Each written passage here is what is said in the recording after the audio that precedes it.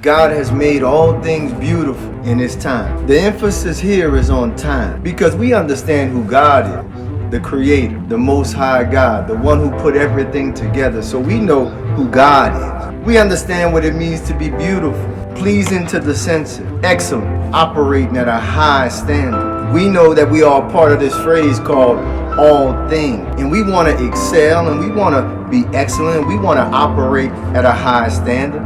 But most of us, though we understand God, though we understand beautiful, though we understand all things, we don't really comprehend what it means when it says time. And specifically, we don't understand usually when it's our time. Time is said to be the greatest single most predictor of success.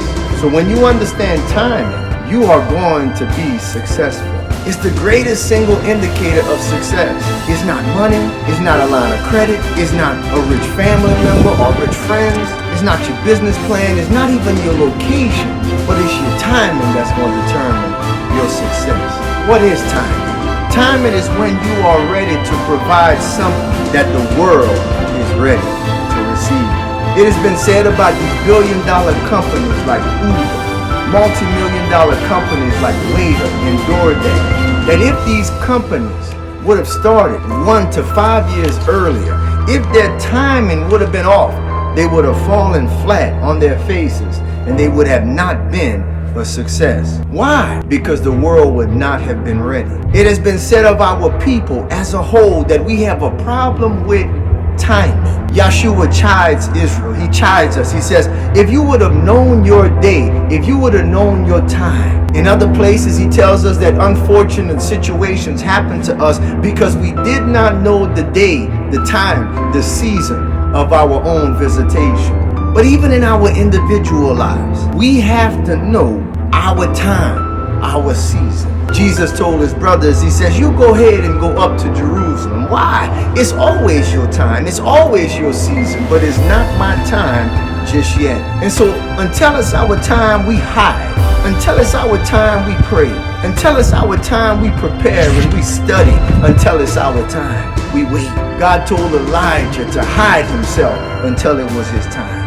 And he fed Elijah during that period. God hid Moses and prepared Moses until it was his season.